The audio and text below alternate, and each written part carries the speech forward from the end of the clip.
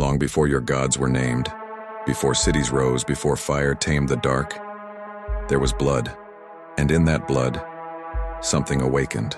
Every culture tells a story of a creature that drinks the life of others, that walks in shadow, that never dies. But these are not stories, they are warnings. Because the first vampire was not born, and he was made, forged in ancient pain, fed by love, betrayed by gods, cursed to walk eternity. You know the name Dracula, but he was nothing, just a whisper in the shadow of the one who came first. His name is Saurin, and this is his story. Vampires did not begin with Dracula, nor with castles or coffins. They were feared long before history had a name for them. In ancient Sumeria, tales were whispered of the Ekimu, spirits that rose from unburied bodies, feeding on the living to ease their hunger. In Jewish folklore, there was Lilith, Adam's first wife. She defied him, fled Eden, and became the mother of demons, drinking the blood of newborns. In ancient Greece, they spoke of the Lamia, a woman cursed by the gods to devour children. Her beauty concealed her thirst. The Roman Empire gave us Ambrosio, a man cursed by Apollo to never walk in the sun, forced to drink blood to survive. He was said to be the first immortal, and in medieval Europe the stories grew darker. Plague victims buried with iron spikes through their chests. Skulls found with bricks in their mouths. Signs of fear. Signs of something real. Across every continent, across every time, the story is the same. Creatures who rise from the grave, creatures who feed, creatures who never die. These stories weren't connected by culture. They were connected by truth. They were all echoes of one, of Saurin. His name has been erased from scrolls, burned from temples, buried in ash. But before there were vampires, before blood was a curse, there was Saurin. He was born in the ancient Carpathian lands when men still feared the wind and worshipped fire. Saurin was a warrior, yes, but a man first. He loved deeply, and it was love that destroyed him. When a sickness fell upon his village, it took everything, his friends, his mothers, and her. Her name was Elira, his bride. Her eyes were silver, her voice soft thunder, and her life was fading. The elders spoke of a place deep in the mountains, where blood dripped from stone and gods whispered in the dark. A forbidden altar, hidden beneath the earth where desperate men had once made terrible bargains. Saurin went alone, carrying Elira's body, hoping to beg the gods for her soul. He found the altar. He found the blood. And the gods listened. They gave him what he wanted. Elira opened her eyes, only to scream in terror. He had changed. His skin turned ash, his heart silent, his thirst and unbearable. She died again by his hand, and Saurin was never truly alive again. He wandered the mountains alone, hiding from sunlight, drinking from beasts, until he tasted human blood. And in that moment he understood what he had become. Not a man, not a god, something new, something eternal. Saurin had become something new, a predator cursed by gods, haunted by memory, hunted by the sun. For decades he lived alone, feeding on animals, hiding in the caves of the Carpathians. But his thirst grew, and the deeper it grew, the more human blood he craved. Then came the soldiers, a Roman patrol chasing rebels into the mountains. They found Saurin. They attacked, and he tore them apart, but one survived, barely. His name was Decimus, and when he awoke, he was changed. The curse had passed through blood, through death, through rage. Saurin had created the second vampire. Decimus, once a soldier of Rome, now heard whispers in the dark, and those whispers said, "Conquer."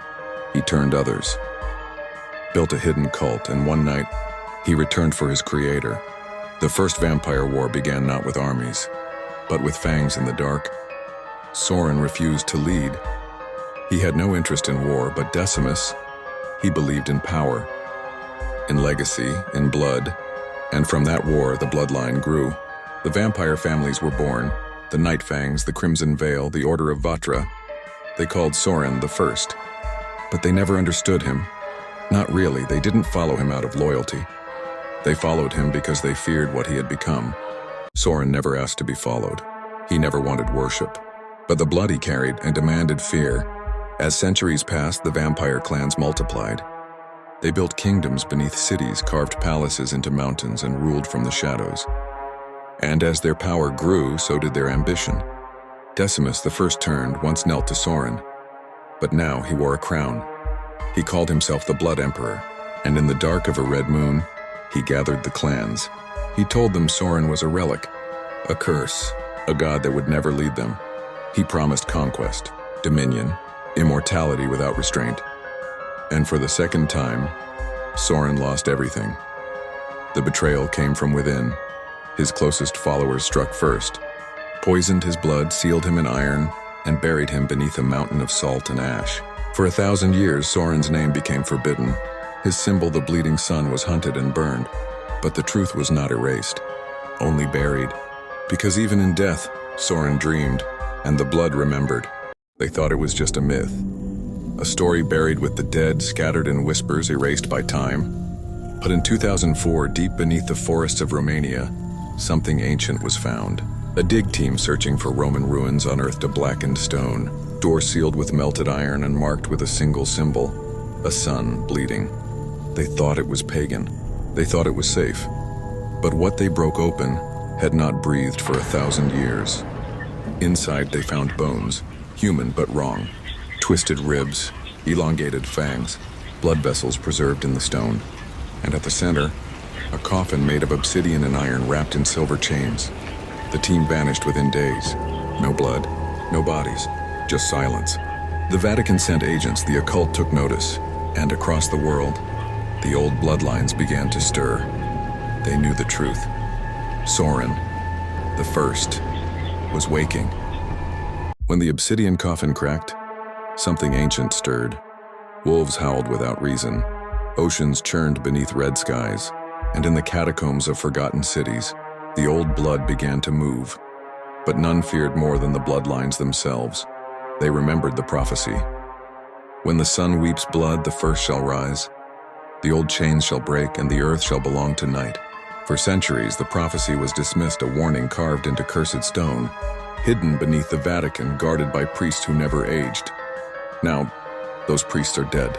Across the world, strange events multiplied: blood rain in South America, 3 eclipses in 1 month, entire villages disappearing overnight in Eastern Europe.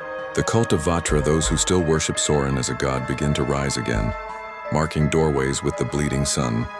The vampire clans are divided. Some prepare for war. Others prepare to kneel. Because Saurin is no longer a myth.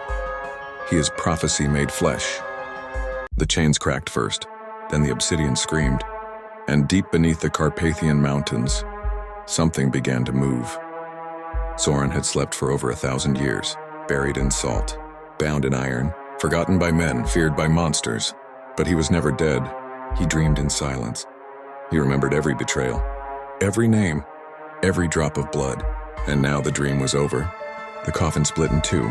Smoke poured from the mountain. Forests burned. Rivers turned black. And there, among the ash and fire, he rose.